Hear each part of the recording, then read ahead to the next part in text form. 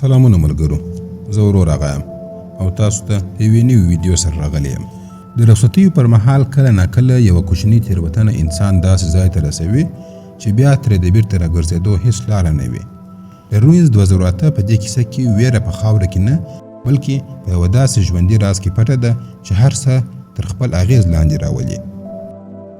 د فلم په پیل کې یوه ښځه په یوه تیاره خونه کې له سختې ویرې څخه لړزېږي، ژاړي او د مرستې نارې وهي. هغه هڅه کوي چې ټلیفون وکړي خو ټلیفون کار نه کوي. هماغه وخت عجیبه اوازونه اورېدل کېږي. ناڅاپه یو څوک هغه له ځانه سره کشوي. بل لور ته دوه امریکایي جوړې د مکسیکو د کانکون په یوه تفریحي ځای کې خپلې رخصتي تېروي. یوې نجلۍ ته معلومه شول چې خوږوالی یې ورک سوی دی، خو یوه جرمن سیلاني ماتیاس هغه د لامبو حوض تر څنګ پیدا کوي او بیرته یې ورکوي. د مننې لپاره یې ډله د څښاک مېلمستیا ته رابولي. هلته ماتیاس وایي چې مکسیکو ته د خپل ورور د پیدا کولو لپاره راغلی دی، ځکه ورور یې په یوه ډېر مرموز ځای کې ورک سوی دی.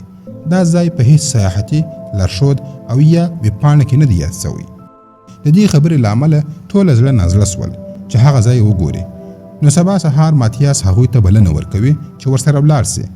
هماغه شپه کله چې د ایمي ملګري ناوخته راځي، ایمي ډېره نشه کېږي او نږدې وه چې ماتیاس ښکل کړي، خو د هغې نږدې ملګرې سټیسي یې پر وخت مخه نیسي. سبا سهار د ایمي سر سخت درد کوي او نه غواړي چې له خونې څخه ووځي، خو ملګري جیف یې په زوره سره قانع کوي چې ورسره ولاړه سي. ماتیاس او د هغه ملګري دیمیتري له نقشې څخه یوه کاپي جوړوي. څه موده وروسته ډله د ښار مرکز ته رسېږي، خو هغه لارښودان چې په کرایه یې نیولی وو نه ښکاري او نه ټلیفون ته ځواب ورکوي. نو ځکه یې بله چاره نه درلودله. ټکسي یې ونیول او پرېکړه کوي چې پاته لاره به په پښو سره تېره کړي. کله چې دوی نقشه ورښکاره کړه، هغه لومړی انکار وکړي چې هلته زه نه ځم، خو د ډېرو پیسو په بدل کې هغه راضي سو او د ځنګله تر غاړې پرې یې رسوي. دلته د بیرته راستنېدو په اړه باندې فکر کوي. هماغه وخت د ماتیاس ټلیفون زنګ وهي او هغه د ټکسي چلوونکي شمېره لیکي. د یوه ناشنا سړي په لاس باندې پر یوې جوړې سوي نقشې باندې باور کول بې له لارښوده یوې شاړې او نامعلومې سیمې ته تلل د دوی لومړۍ ستره تېروتنه وه. که لږ هوښیار وای په هوټل کې به پاته سوي وای او له هر خطر څخه به خوندي وای. د ځنګله په منځ کې دوی د ماتیاس د ورور جیب پیدا کوي. د نقشې له مخې د ځنګله په منځ کې تېرېږي او د اوبو په یوه څنډه کې درېږي. هلته له لرې څخه ځینې مرموز ځایي خلک ویني چې یوازې ورته ګوري. دوی هڅه کوي چې ورسره خبرې وکړي، خو هغوی هیڅ غبرګون نه ښیي او له هغه ځای څخه ځي. وروسته ماتیاس ځینې پاڼې او څانګې لرې کوي او د مخامخ لارې نښې پیدا کوي. ایمي شک کوي چې دا لاره قصدن پټه سوې ده، خو جیپ وایي چې ښایي لرغونپوهانو همداسې کړې وي او ایمي الباس چې ورسره روانه سي. له لږ مزل وروسته ډله بالاخره لرغونې ودانۍ ویني او ټوله یې په ښکلا سره حیرانېږي. ایمي عکسونه اخلي او ماتیاس د ودانۍ پر سر د خپل ورور خیمه ویني. هماغه وخت یو مرموز سړی پر آس باندې سپور راځي او په خپله ژبه سره په لوړ اواز چغې وهي. آس یې دومره ویرېدلی وي چې هیڅ مخې ته نه راځي او له هغه ځای څخه تېښته کوي. جیف فکر کوي چې سړی پیسې غواړي، نو پیسې ورته وړاندې کوي، خو هغه یې نه مني. لږ وروسته دوه نور کسان هم راځي. ماتیاس د خپل ورور عکس په ټلیفون کې ورښیي. هغوی ټلیفون اخلي او په هغه ورسره عکس ته ګوري، خو هماغه مهال ایمي پر بوټو باندې پښه ږدي او د هغو عکسونه اخلي. دا کار ځایي خلک سخت په غوسه کوي او د ټوپک په وسیله سره یې ګواښي. حالات له وړاندې ترینګلي وه او همدا کوچنۍ بې احتیاطي هم د خونړۍ پیښې لامل ګرځېدلی سوای. ښایي هغوی د خپلو سپېڅلو بوټو عکسونه نه خوښول. دیمیتري د کیمرې د راخیستلو لپاره پر هماغو بوټو باندې پښه کښېښودله. ټول سخت وویرېدل. کله چې هماغه سړی بخښنه غواړي او غواړي چې کیمره بیرته ورکړي، هغه ځایي خلک پر دیمیتري باندې ډزې کوي. لومړی یې پر سینه ولي او بیا یې پر مخ باندې دوهم ډز هم ورکوي. دوی له سختې ویرې څخه منډه وهي او د لرغونو ودانیو پر زینو باندې پورته خیږي. د منډې پر مهال باندې ویني چې هغه ځایي خلک همدا لرغونی ځای کلابند کوي، خو هیڅوک په دې پسې نه راخیږي. کله چې هغوی پورته وختل، د لرغونپوهانو کمپ یې ولیدی، خو هلته هیڅوک نه وه. د هیڅ چا په موبایل کې شبکه هم نه وه او د ماتیاس موبایل هم د سیمې له خلکو سره پاته سوی و. د دې لرغوني ځای په منځ کې یو ډېر ژور ساه هم و. ماتیاس بیا خپل ورور ته نارې وروهلې. په همدې وخت کې د بوټو ترمنځ د یو چا پښې ولیدلې. هغه ورمنډه کړله، بوټي یې لرې کړه او د خپل ورور مړی یې ولیدی. د دې په لیدو سره سخت ماتېږي او ژاړي. جیب شاوخوا ګوري او پوهیږي چې نور ځایي خلک هم روان دي. هغوی حتی هلته کیمپ هم جوړ کړي. کله چې ماتیاس له بوټو څخه راووتی لاسونه یې پریولل ځکه چې د بوټو له امله حساسیت ورته پیدا سوی و. وروسته ټوله سره کښېني او فکر کوي چې باید څه وکړي ځکه چې ځایي خلک دوی نه پرېږدي چې له دې ځای څخه ووځي. جیب وایي غوره ده همدلته انتظار باسو ځکه چې کله د هوټل خلک د دوی له نشتونوالي څخه خبر سي پولیسو ته به خبر ورکړي. همدارنګه د دیمیتري ملګري هم پر لاره دي او دلته راځي. ناڅاپه د موبایل د زنګ غږ واورېدل سو چې له سا څخه دننه راځي. ماتیاس یو څراغ واخیستی او ځان یې د رسۍ په وسیله تر وتړي او نورو ورو هغه سا ته ورښکته کړي. خو څو شېبې وروسته زړه رسۍ وشکېدله او ماتیاس د سا تل ته ولوېدی. هغوی د څراغ د ماتېدو او د ماتیاس د دردناکو چیغو غږونه اورېدله. هغه رسۍ چې کارول سوې وه ډېره زړه او کمزوره سوې وه. باید دوی مخکې کتلې وای. دا د دوی ښکاره بې احتیاطي وه.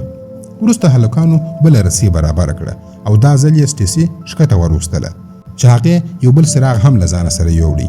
کله چې هغه ښکته کېدله ویې لیدله چې د سا دیوالونه هم په هغو بوټو سره پوښل سوي دي. ناڅاپه رسۍ ودرېدل. هلکانو ورته وویل چې د دې ځایه پرې ښکته کېدلی سي نوره رسۍ نه رسېږي. خو سټیسي لا ځمکې ته نه ورسېدلې. ښکته یې وکتل ماتیاس یې ولیدی چې د مرستې چیغې وهي. هغې فکر وکړ چې لږ واټن پاته دی نو رسۍ یې پرېښوده او لاندې یې ټوپ کړله. کله چې ځمکې ته ولوېدل د سرشو ټوټې یې پر بدن باندې ننوتلې. هغې په زحمت سره د خپل زنګون څخه ښیښې راوایستلې چې ماتیاس وویل زه خپلې پښې نسم خوځولی. سټیسي چیغه کړله چې ملا یې ماته سوې ده او له بدن څخه یې بد بوی راځي. هلکانو وویل چې باید یو لنکر یا تخته جوړه کړو تر څو دواړه پورته راولو. خو ایمي وویل د چا ملا چې ماته سي هغه باید ونه ښورول سي. ایمي ژر ښکته سوه او له ځایي خلکو څخه یې مرسته وغوښتله خو هغوی یوازې خپلې وسلې پر دوی باندې ونیولې. جیب هڅه وکړه چې هغه بیرته راولي خو په همدې وخت کې ایمي پر بوټو باندې ولوېدله او ځایي خلکو بیا چیغې پیل کړې. ایمي په غوسه سوه او یو څو بوټي یې پر دوی باندې ور وغورځوله. خلک ډېر وډار سول او شاته یې منډه کړه. پر یو کوچني ماشوم باندې هغه بوټي ولګېدل.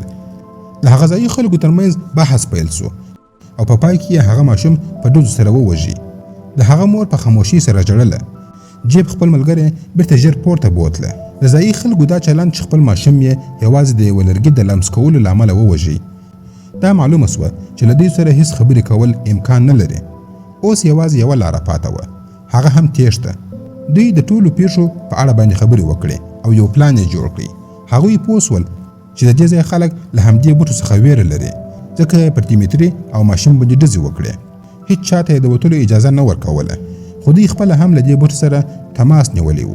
سټیسي بیا د سا له تل څخه د موبایل د زنګ غږ واورېدی او د پیدا کولو هڅه یې وکړه خو غږ له هغو بوټو څخه راتلی چې داسې ښکاره کېدل لکه خوځېږي چې هغې پر هغه باندې لاس ونه لګوي. کله چې د لرګیو چوکاټ تیار سو یوه انجلۍ راښکته سوه خو رسۍ بیا هم تر ځمکې پرې ونه رسېدله. نو انجینې اړ سوې چې ماتیاس تر هغه ځایه پرې ور پورته کړي. کله چې یې راپورته کوي د هغه بدن راتاو سو او ډېر د سخت درد احساس یې وکړي خو په پای کې ونه توانېدل چې هغه له چوکاټ سره وتړي. هلکانو هغه پورته راکش کړي او وروسته یې انجونې هم راپورته کړلې. جیب چې د طب محصل و د ماتیاس ټپونه یې وتړل او ویې ویل چې هغه باید نور ونه ښورول سي. کله چې د درملو بکس کتي ایمي د جیب کلیانې پیدا کړې.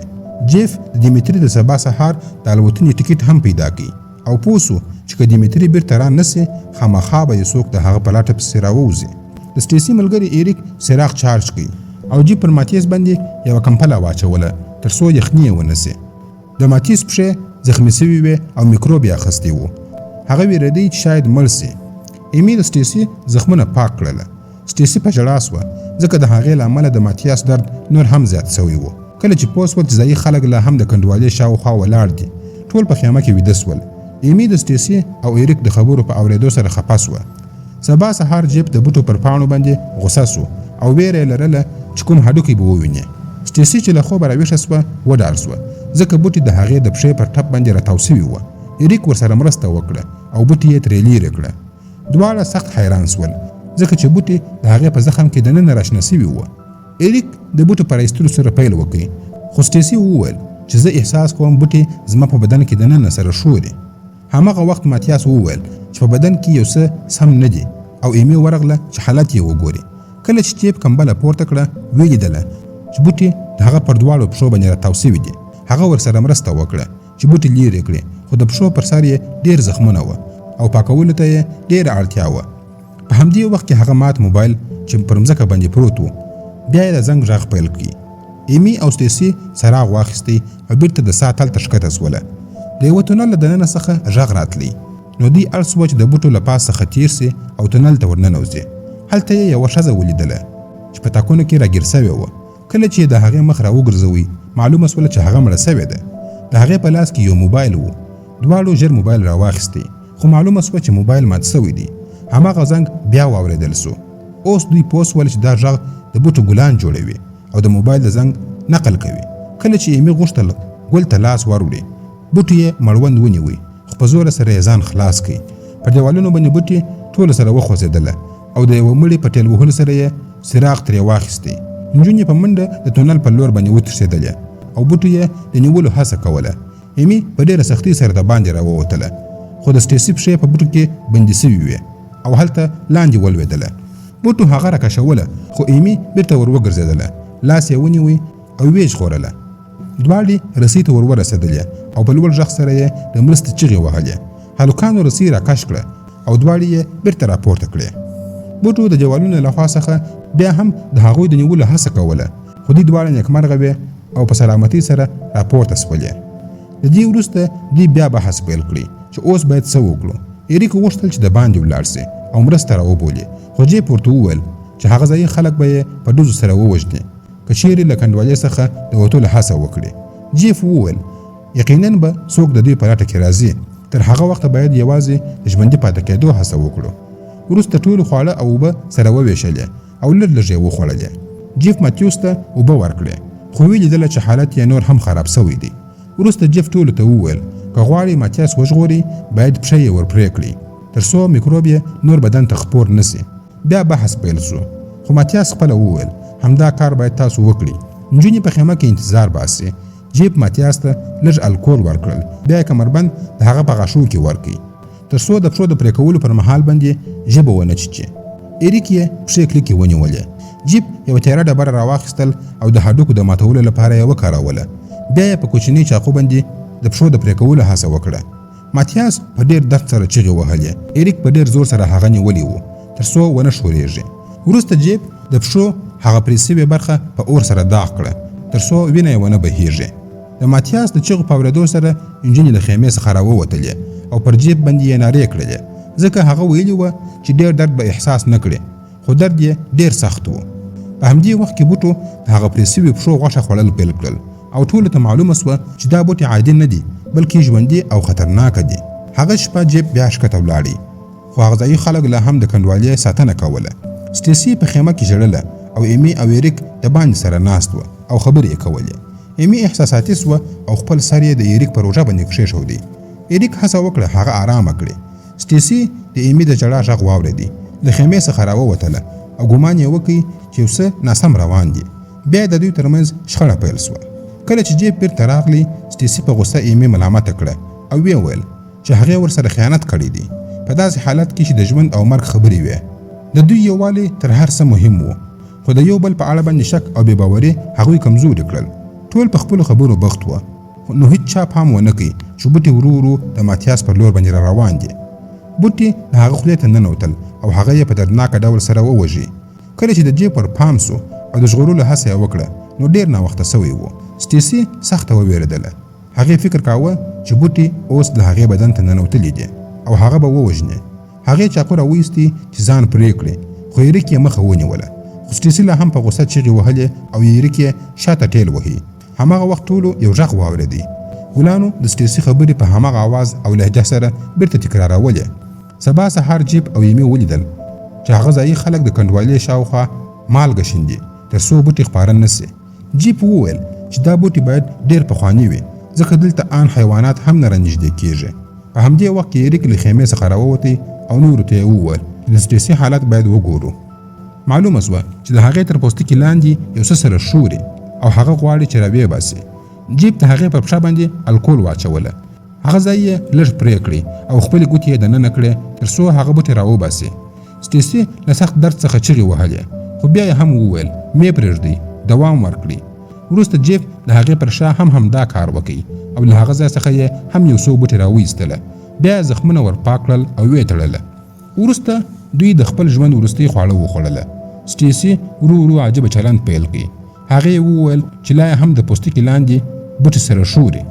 ټوله هڅه وکړه چې هغه کنټرول کړي تر څو ځان ته زیان ور ونه رسوي. هغې ته یو بوتل ورکړل سو. کله چې هغه وڅښي ناڅاپه یو بوټي د هغې په تندي باندې راښکاره سو. هغې خپلو ملګرو ته وکتل او له ویرې څخه ارامه سوه.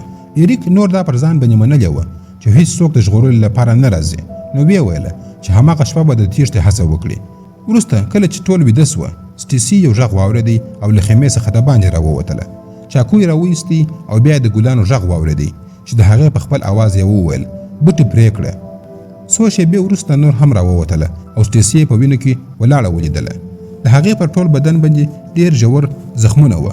هغه بشپړه لیونۍ سوې وه او نور یې ځان له پرې کولو څخه نه سوی ساتلی. کله چې جیف یې د مخنیوي لپاره هڅه وکړه هغې په چاقو سره پر هغه باندې برید وکړي او د جیف لاس یې ور پرې کړي. وروسته ایریک هم ور نږدې سو خو سټیسي په تېروتنه سره چاقو د هغه په سینه کې ور ښخ کړي. ایریک پر مځکه باندې ولوېدی او همالته مړ سو. سټیسي هم نوره بې وسه سوه او پر ځمکه باندې ولوېدله. لږ وروسته بوټو د هغې پښې ونیولې او راکشول یې پیل کړل. هغې نور درد نوسی زغملی او د رحم غوښتنه یې کوله. ایمي جیف ته وویل چې هغه مه وژنه خو جیف چاقو راواخیستی او خپله یې د هغې ژوند پای ته ورورسوي. وروسته جیف د ایمي بدن په وینو ککړ کړ او چمتو یې کړه. هغې ته یې وویل هر څه چې کیږي ته یوازې منډه ووهه هیڅکله مه درېږه. بیا یې هغه په غېږ کې واخیستله ښکته یې یوړه او پر ځمکه باندې یې داسې پرېښوده لکه مړه سوې چې وي. جیف له هغې سره مخه وکړه او د ځایي خلکو پر لور باندې ور روان سو تر څو د ټولو پام ځان ته راواړوي. ناڅاپه یې یو ګام مخکې راواخیستی او په لوړ غږ یې د ایمي نوم واخیستی. په هماغه شېبه ایمي په منډه وتښتېدله او ځایي خلکو پر جیف باندې ډزې وکړې. جیف پوهېدی چې خپله خو نسي ژغورل کېدلی نو خپل مرګ یې د ایمي د خلاصون لپاره وسیله وګرځوله. په همدې وخت کې بوټي هم د هغه پر بدن باندې راتاو سول. د ځایي خلکو مشر چې د هغه درد یې ولیدی د هغه پر سر یې ډز ور وکړي او د هغه ژوند یې بې له تکلیف څخه پای ته ور ورسوي. نورو ځایي خلکو په ایمي پسې په ځنګل کې منډې وهلې. هغه څو ځله ولوېدله او غشي یې شاوخوا پر ونو باندې ولګېدلې خو په نیکمرغۍ سره ایمي ځان تر جیفه پورې ورسوي. کلیانو کار وکړي او هغې ژر موټر چلانده کړي او له هغه خونړي ځای څخه وتښتېدله. خو خوشحالي یې ډېره پاته نه سوه ځکه احساس یې وکړ چې پر مخ یې یو نوی زخم پیدا سوی دی. سبا ورځ د دیمیتري ملګري د هغه د لټون لپاره هماغه سیمې ته رارسېږي او د فلم کیسه همدلته پای ته رسېږي. که مو ویډیو خوښه سوې وي ویډیو لایک او شیر کړئ. خپل نظرونه مو په کمنټ کې راسره شریک کړئ. تر بلې ویډیو پورې مو الله مل شه. مننه.